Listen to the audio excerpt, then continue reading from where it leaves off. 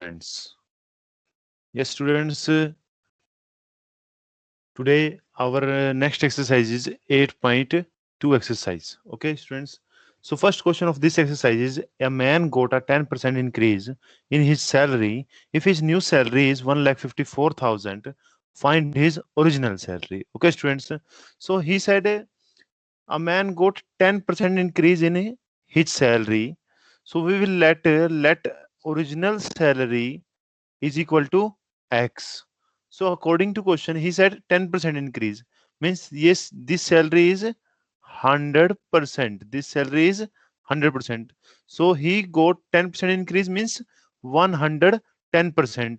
110% of X which is equal to 1,54,000. मतलब जो उन्होंने जो सैलरी इंक्रीज करके मिली उनको वो 1,54,000 मिली, तो वो X का 10% ज्यादा होगी। तो हमने क्या निकाल किया, 110%, 110% ऑफ एक्स का निकाल दिया, जो किसके इक्वल होना चाहिए, 1,54,000 के। तो हमने यही किया, 1,110 अपॉन में 100, ऑफ की जगह हमने क्या लिख दिया, multiply equal to x equal to में 1,54,000, जो किसके इक्वल आ गया हमारे पास। इस पूरे को ही ना दोबारा अगर हम इसको एक्सप्लेन करेंगे तो वो इस तरीके से लिखा जाएगा। तो एक्स की इक्वल टू किसके आया, 1,54,000। जो ये 110 है उधर गया मल्टीप्लाई में, तो डिवाइड में, और डिवाइड में है तो मल्टीप्लाई में। तो जाने के बाद क्या हुआ, जो कैंसिल होता है वो हमने कैंसिल कर दिया, और 1,40,000 हमारे पास आंसर आ गया। तो उसकी ओरिजिनल सैलरी क्या आ गई हमारे पास, 1,40,000। Okay students, so our next question is question number 2। He said on Sunday 8:45 people went to the zoo. Sunday को 8:45 पीपल जू में जाते हैं। On Monday only 169 people went. What is the percent decrease in the people visiting the zoo on Monday. मतलब देखो आप, 845 बच्चे, 845 people कह सकते हो आप, 845 पीपल, 845 पीपल हमारे संडे को जाते हैं, और फिर सीधा कहाँ पे गए, 169 पीपल हमारे मंडे हो गए। मतलब 845 से सीधा डाउनफॉल आ गया हमारा 169 पे। तो इस अब हमें क्या करना है, हमें परसेंटेज डिक्रीज निकालना है।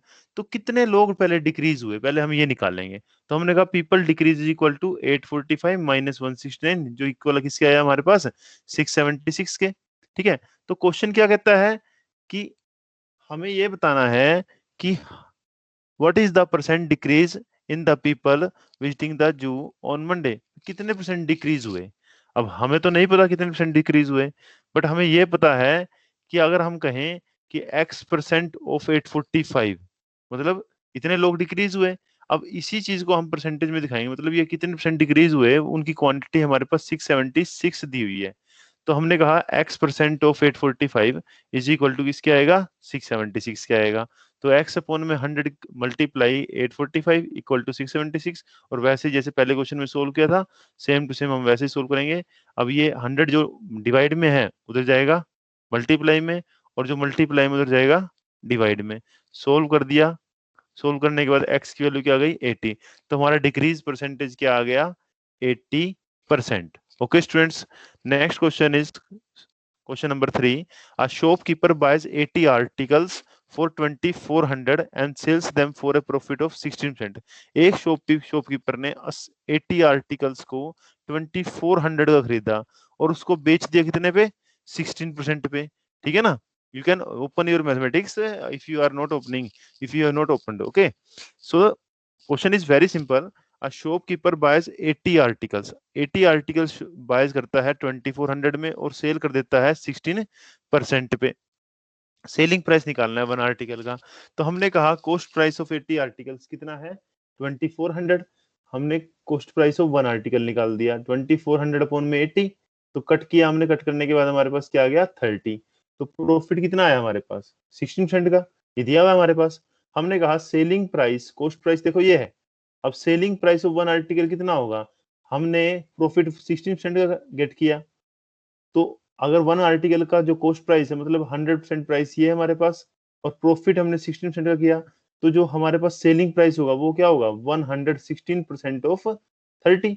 तो हमने 116% ऑफ 30 निकाला। कैसे निकाल लेंगे? 116 अपॉन में 100 मल्टीप्लाई, ऑफ की जगह मल्टीप्लाई 30, ठीक है। इसको सोल्व किया, सोल्व करके हमारे पास 34 रुपीज 80 पैसे आ गया, ठीक है। नेक्स्ट क्वेश्चन है क्वेश्चन नंबर 4। क्वेश्चन नंबर 4 कहता है the cost of an article was 15,500, 450 were spent on it's pair. मतलब आपने एक आर्टिकल खरीदा, उस आर्टिकल में 15,500 उसकी कॉस्ट थी। अब उसकी रिपेयर पे आपने क्या कर दिया? 450 रुपए और खर्च दिए। If it is sold at the profit of 15%, और प्रॉफिट आपको कितना हुआ? 15% का। Find the selling price of the article. तो आपने आर्टिकल का सेलिंग प्राइस निकालना है। तो देखो हमारे पास, देखो कॉस्ट प्राइस कितना है? 15,500, और हमने रिपेयरिंग पे कितना खर्च किया? 450 रुपीज। तो टोटल नेट हमारे पास जो कॉस्ट प्राइस बचा वो कितना बचा? इन दोनों का एडिशन जो कितना आया? 15,950। और प्रॉफिट कितने का बनाया था हमने? 15% का। तो इसीलिए हमारा सेलिंग प्राइस क्या बनेगा? वन, मतलब 15% का प्रॉफिट बनाया तो 100% तो ऑलरेडी प्राइस था ये, ठीक है। अगर प्रॉफिट बनाया तो हमने इसका क्या करना पड़ेगा? 115% ऑफ दिस कॉस्ट प्राइस हमें निकालना पड़ेगा।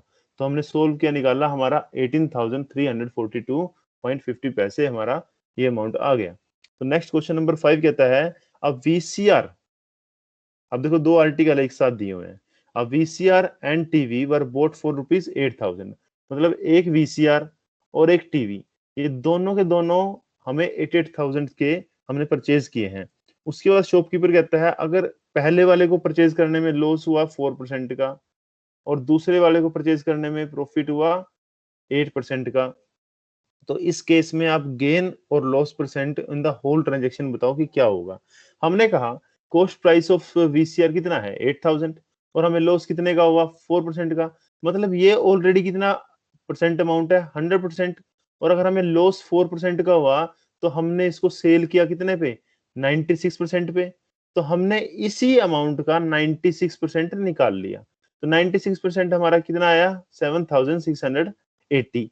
उसके बाद हमने क्या किया? टीवी का कॉस्ट प्राइस हमारे पास ये था, और प्रॉफिट कितना कमाया हमने? 8%।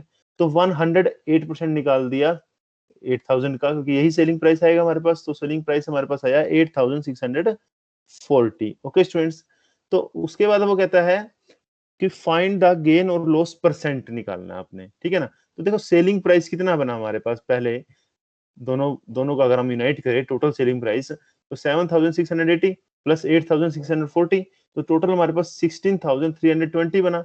और टोटल कॉस्ट प्राइस कितना था? 16,000। तो हमारे पास यहाँ पर देखो प्रॉफिट बना, लॉस बना। हमने देखा कि ये अमाउंट ज्यादा है तो प्रॉफिट बना, मतलब अगर हम इसको इसमें से माइनस करें तो हमने देखा प्रॉफिट हमारे पास आया 320। तो 320 हमारे पास प्रॉफिट बन गया। अब हमें क्या निकालना है? Profit percent. और प्रॉफिट परसेंट का फार्मूला क्या होता है?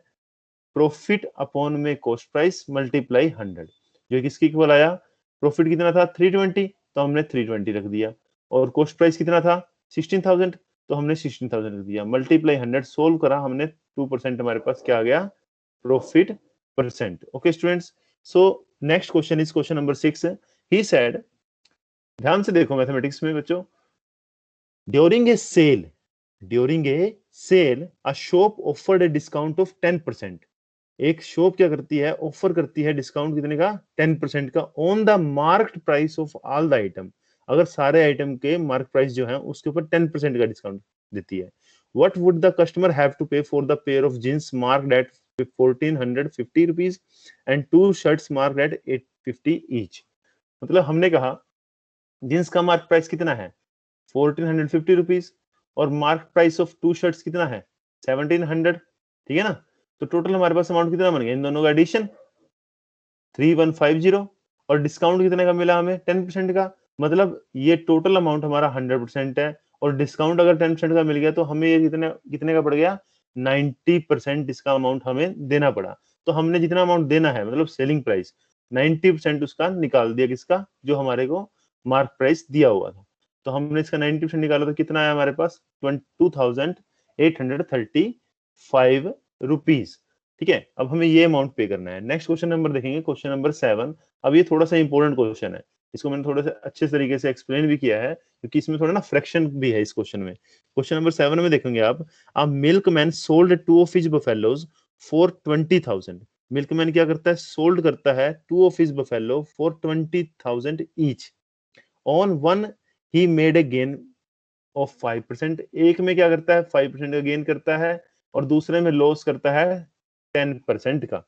तो वो कहता है कि फाइंड हिज ओवरऑल गेन और लॉस। अब ये बताओ ओवरऑल गेन होता है या लॉस होता है। देखो मेरे पास क्या है, मेरे पास बफेलो, पहले बफेलो का सेलिंग प्राइस क्या है 20,000। देखो अब गेन कॉस्ट प्राइस नहीं दिया हुआ, अब सेलिंग प्राइस दिया हुआ है। अब सेलिंग प्राइस कितना दिया हुआ है 20,000, और द सेकंड वाले का भी क्या दिया हुआ है 20,000। अब उसके बाद गेन कितना है हमारे पास 5%, और लॉस कितना है हमारे पास 10%। ठीक है ना। देखो सेलिंग प्राइस क्या होगा हमारे पास, cost price 105% of cost price, ये सेलिंग प्राइस के इक्वल आएगा। तो 20,000 equal to cost price multiply 105 upon में 100। सोल्व कर दिया हमने, तो हमारी कॉस्ट प्राइस की वैल्यू आ गई 4 लाख अपॉन में 21। ऐसे ही यहां से सेलिंग प्राइस क्या आएगा, सेलिंग प्राइस का फार्मूला वही रहेगा 90% ऑफ कॉस्ट प्राइस। तो 90 अपॉन में 100 मल्टीप्लाई कॉस्ट प्राइस, तो कॉस्ट प्राइस किसके इक्वल आ गया, इसको हम उधर ले गए ना, 100 उधर गया और 90 डिवाइड में जो कटता हमने काट दिया इस तरीके से। ठीक है, और फिर हमारा आया 2 लाख अपॉन में 9। अब टोटल कॉस्ट प्राइस निकाल लेंगे हम, क्या निकालेंगे, total cost price. Total cost price क्या होगा, इन दोनों का एडिशन, जो एडिशन करके हमारे पास कितना अमाउंट आया, इतना अमाउंट आया। नेक्स्ट देखेंगे, फिर हमने क्या करना है, टोटल सेलिंग प्राइस निकालना है। क्या निकालना है, सेलिंग प्राइस। वो कितना आएगा हमारे पास 40,000 जो ऑलरेडी गिवन है। ठीक है ना।